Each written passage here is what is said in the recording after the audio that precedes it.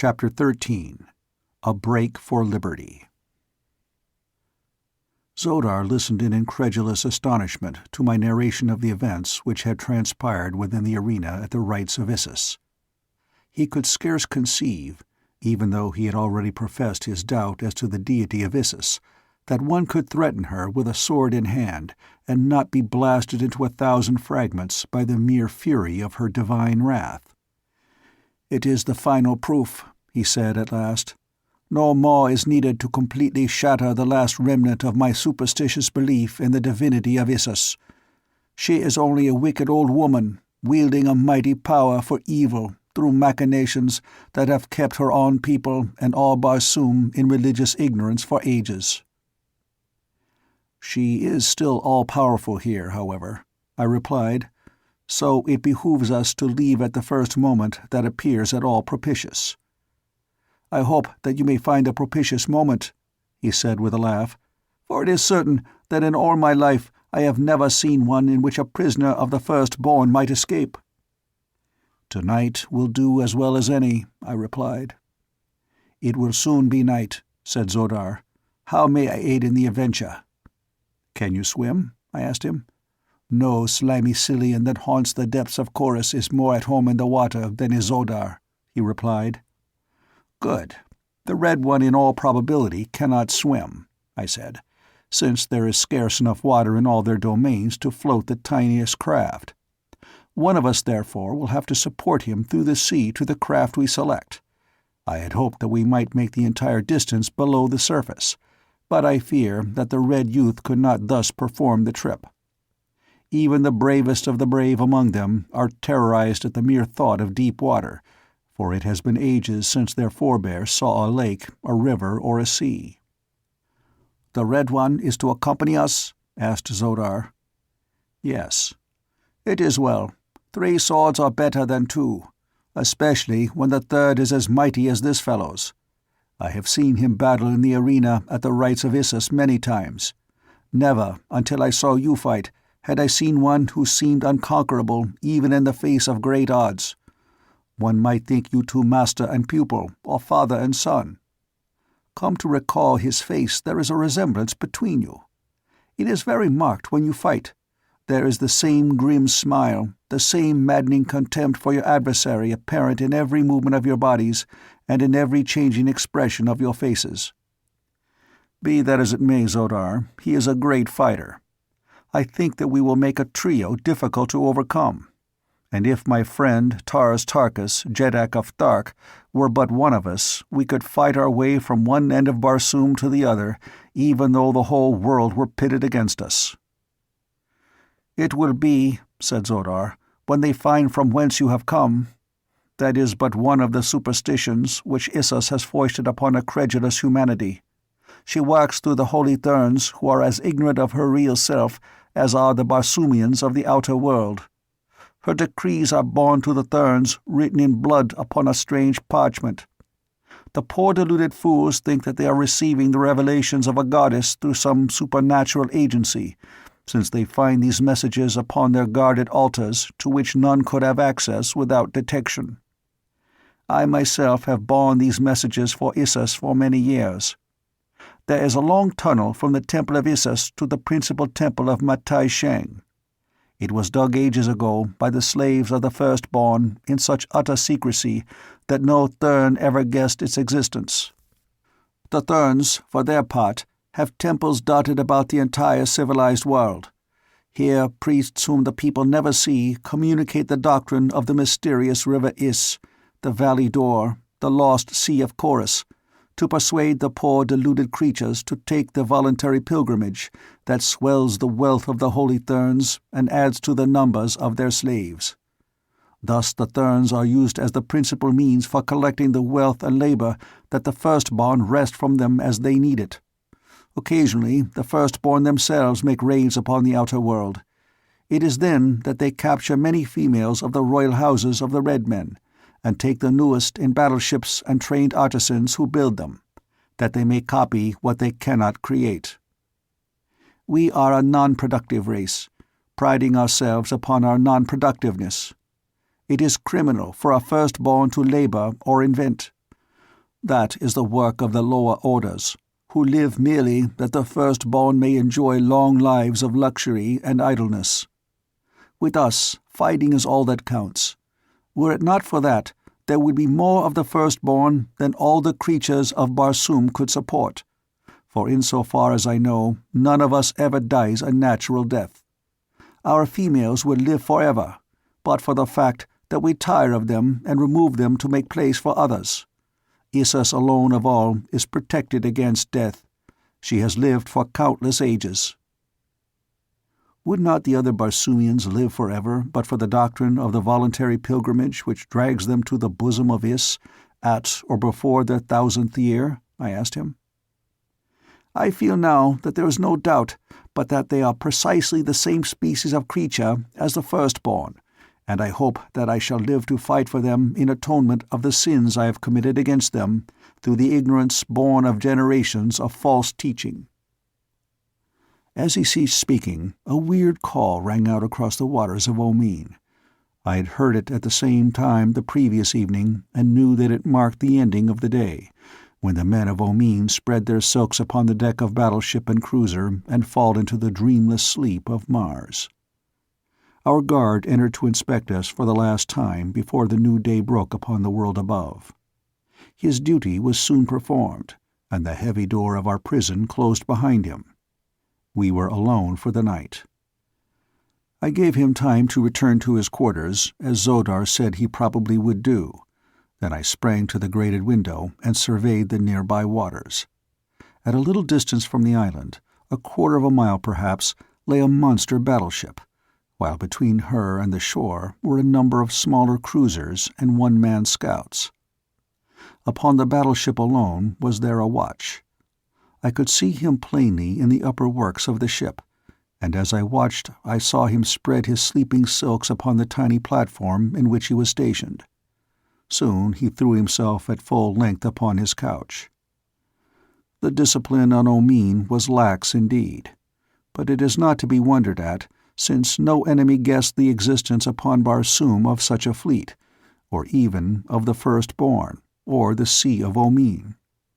Why, indeed, should they maintain a watch? Presently I dropped to the floor again and talked with Zodar, describing the various craft I had seen. "There is one there," he said, "my personal property, built to carry 5 men, that is the swiftest of the swift. If we can board her, we can at least make a memorable run for liberty." And then he went on to describe to me the equipment of the boat, her engines, and all that went to make her the flyer that she was. In his explanation, I recognized a trick of gearing that Kantos Kan had taught me that time we sailed under false names in the navy of Zodanga beneath Sab Than the Prince. And I knew then that the firstborn had stolen it from the ships of Helium, for only they are thus geared. And I knew, too, that Zodar spoke the truth when he lauded the speed of his little craft, for nothing that cleaves the thin air of Mars can approximate the speed of the ships of Helium. We decided to wait for an hour at least until all the stragglers had sought their silks. In the meantime, I was to fetch the Red Youth to our cell, so that we could be in readiness to make our rash break for freedom together. I sprang to the top of our partition wall and pulled myself up onto it. There I found a flat surface about a foot in width, and along this I walked until I came to the cell in which I saw the boy sitting upon his bench. He had been leaning back against the wall, looking up at the glowing dome above Omeen, and when he spied me balancing upon the partition wall above him, his eyes opened wide in astonishment. Then a wide grin of appreciative understanding spread across his countenance.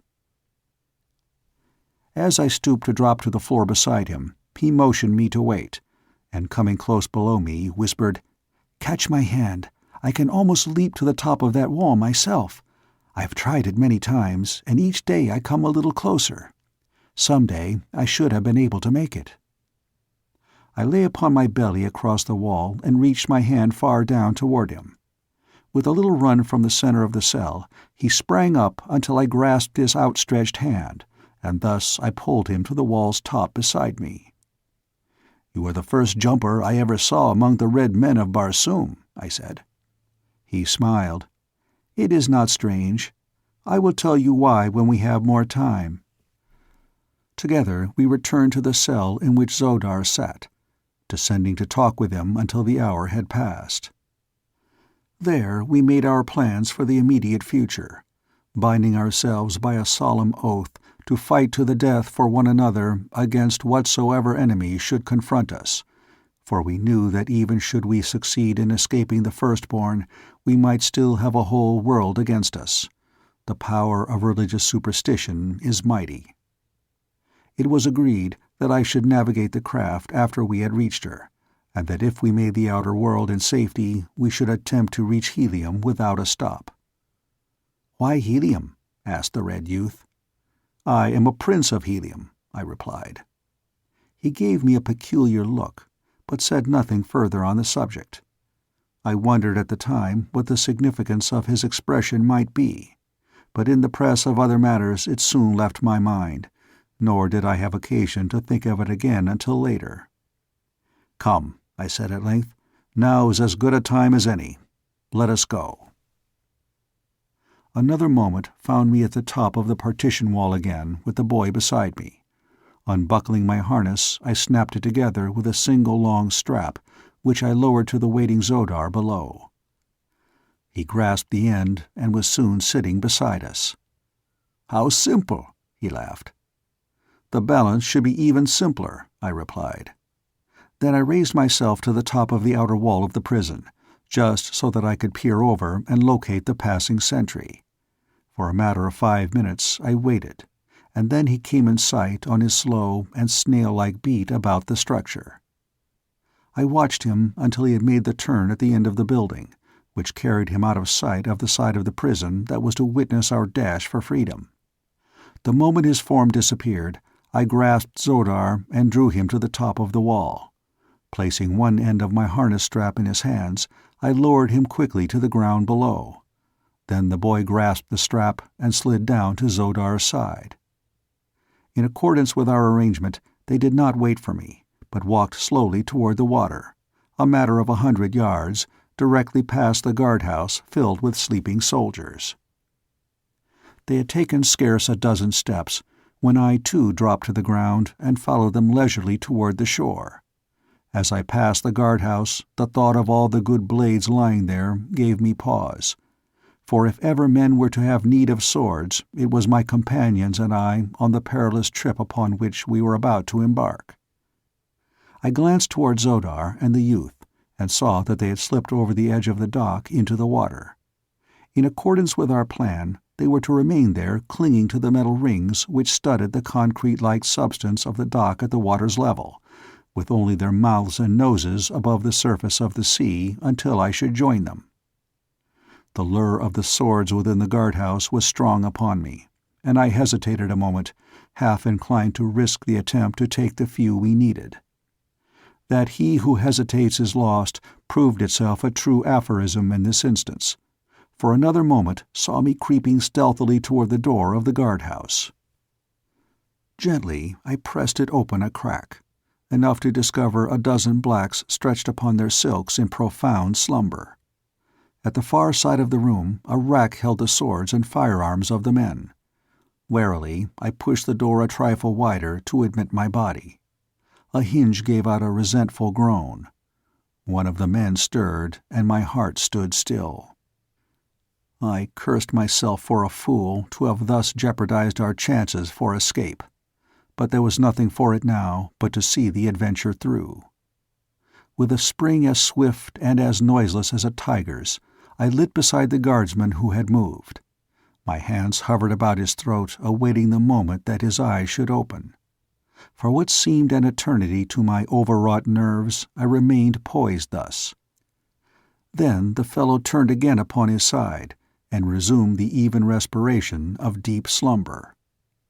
Carefully I picked my way between and over the soldiers, until I had gained the rack at the far side of the room. Here I turned to survey the sleeping men. All were quiet. Their regular breathing rose and fell in a soothing rhythm that seemed to me the sweetest music I had ever heard. Gingerly I drew a long sword from the rack. The scraping of the scabbard against its holder, as I withdrew it, sounded like the filing of cast iron with a great rasp, and I looked to see the room immediately filled with alarmed and attacking guardsmen. But none stirred. The second sword I withdrew noiselessly, but the third clanked in its scabbard with a frightful din. I knew that it must awaken some of the men at least, and was on the point of forestalling their attack by a rapid charge for the doorway, when again, to my intense surprise, not a black moved. Either they were wondrous heavy sleepers, or else the noises that I made were really much less than they seemed to me. I was about to leave the rack when my attention was attracted by the revolvers. I knew that I could not carry more than one away with me, for I was already too heavily laden to move quietly with any degree of safety or speed. As I took one of them from its pin, my eye fell for the first time on an open window beside the rack. Ah, here was a splendid means of escape, for it let directly upon the dock, not 20 feet from the water's edge. And as I congratulated myself, I heard the door opposite me open, and there, looking me full in the face, stood the officer of the guard. He evidently took in the situation at a glance and appreciated the gravity of it as quickly as I, for our revolvers came up simultaneously, and the sounds of the two reports were as one as we touched the buttons on the grips that exploded the cartridges.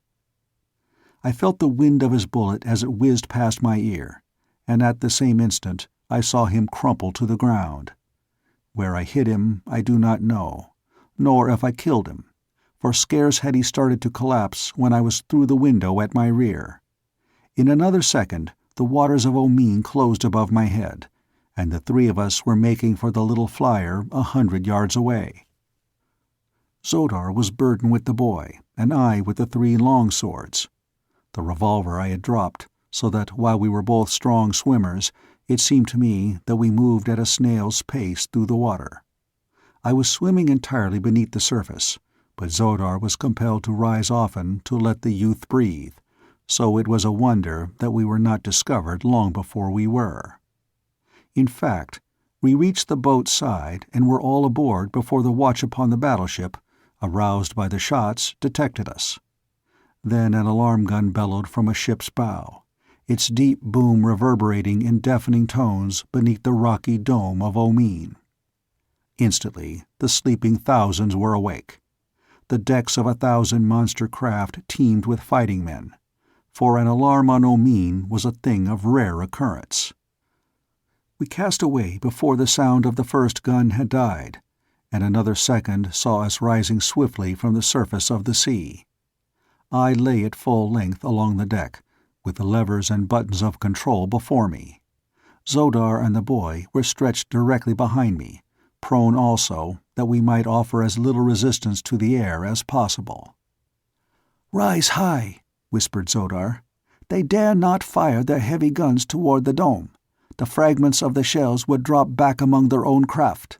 If we are high enough, our keel plates will protect us from rifle fire." I did as he bade. Below us we could see the men leaping into the water by hundreds, and striking out for the small cruisers and one-man flyers that lay moored about the big ships.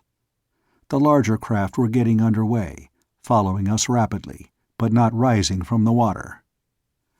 "A little to your right," cried Zodar, for there are no points of compass upon Omin where every direction is due north. The pandemonium that had broken out below us was deafening. Rifles cracked, officers shouted orders, men yelled directions to one another from the water and from the decks of myriad boats, while through all ran the purr of countless propellers cutting water and air.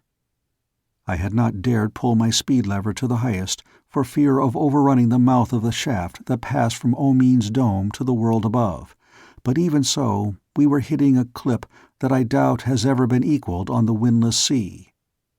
The smaller flyers were commencing to rise toward us, when Zodar shouted, "The shaft! The shaft! Dead ahead!"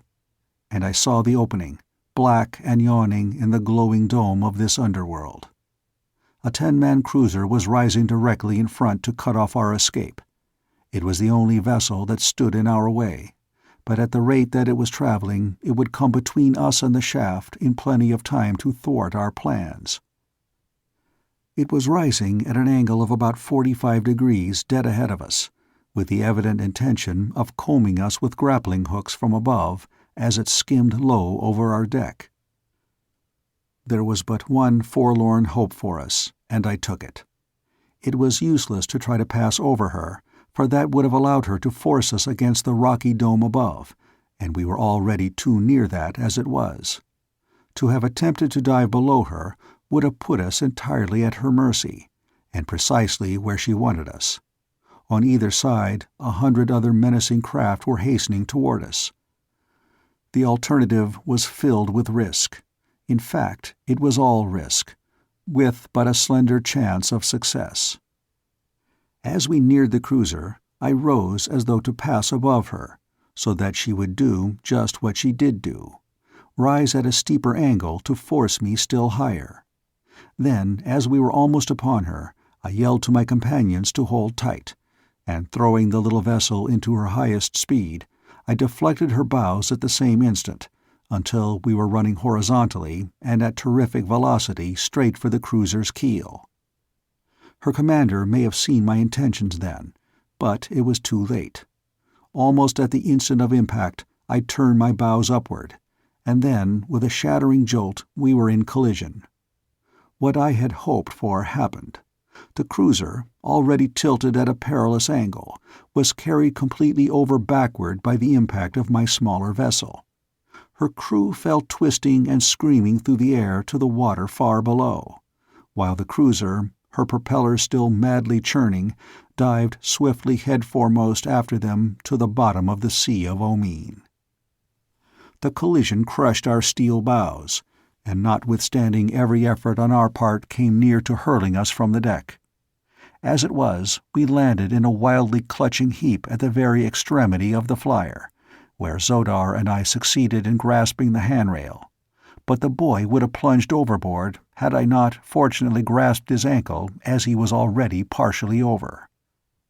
Unguided, our vessel careened wildly in its mad flight, rising ever nearer the rocks above. It took but an instant, however, for me to regain the levers, and with the roof barely 50 feet above, I turned her nose once more into the horizontal plane, and headed her again for the black mouth of the shaft. The collision had retarded our progress, and now 100 swift scouts were close upon us. Zodar had told me that ascending the shaft by virtue of our repulsive rays alone would give our enemies their best chance to overtake us, since our propellers would be idle, and in rising, we would be outclassed by many of our pursuers. The swifter craft are seldom equipped with large buoyancy tanks, since the added bulk of them tends to reduce a vessel's speed. As many boats were now quite close to us, it was inevitable that we would be quickly overhauled in the shaft, and captured or killed in short order. To me, there always seems a way to gain the opposite side of an obstacle. If one cannot pass over it, or below it, or around it, why then there is but a single alternative left, and that is to pass through it. I could not get around the fact that many of these other boats could rise faster than ours by the fact of their greater buoyancy, but I was none the less determined to reach the outer world far in advance of them or die a death of my own choosing in event of failure. "Reverse!" screamed Zodar, behind me. "For the love of your first ancestor, reverse! We are at the shaft!" "Hold tight!" I screamed in reply. "Grasp the boy and hold tight.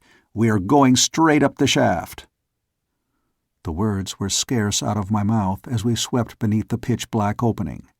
I threw the bow hard up, dragged the speed lever to its last notch, and clutching a stanchion with one hand and the steering wheel with the other, hung on like grim death and consigned my soul to its author. I heard a little exclamation of surprise from Zodar, followed by a grim laugh. The boy laughed too, and said something which I could not catch for the whistling of the wind of our awful speed. I looked up above my head, hoping to catch the gleam of stars by which I could direct our course and hold the hurtling thing that bore us true to the center of the shaft. To have touched the side at the speed we were making would doubtless have resulted in instant death for us all.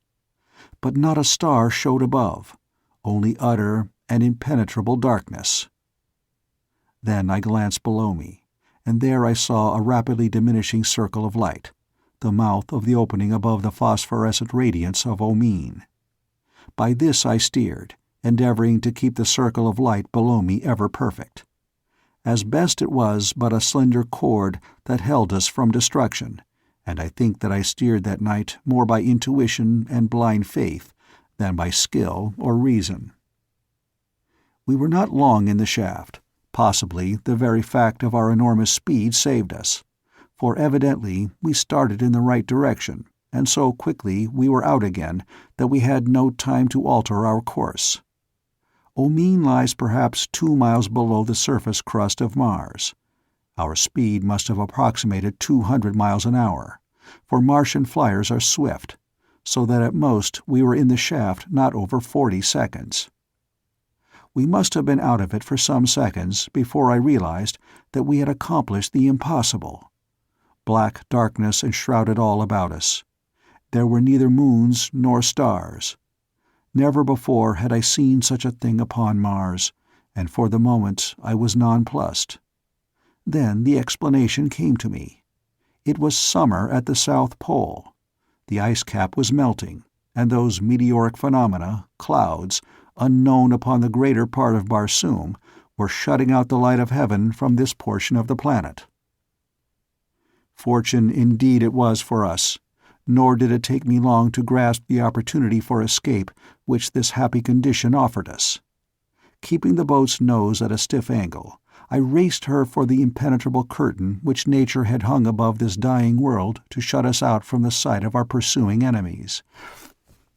We plunged through the cold camp fog without diminishing our speed, and in a moment emerged into the glorious light of the 2 moons and the million stars. I dropped into a horizontal course and headed due north. Our enemies were a good half-hour behind us, with no conception of our direction. We had performed the miraculous, and come through 1,000 dangers unscathed. We had escaped from the land of the firstborn. No other prisoners in all the ages of Barsoom had done this thing, and now, as I looked back upon it, it did not seem to have been so difficult after all. I said as much to Zodar over my shoulder. "It is very wonderful, nevertheless," he replied. "No one else could have accomplished it but John Carter." At the sound of that name, the boy jumped to his feet. "John Carter!" he cried. "John Carter! Why, man, John Carter, Prince of Helium, has been dead for years. I am his son." End of chapter 13.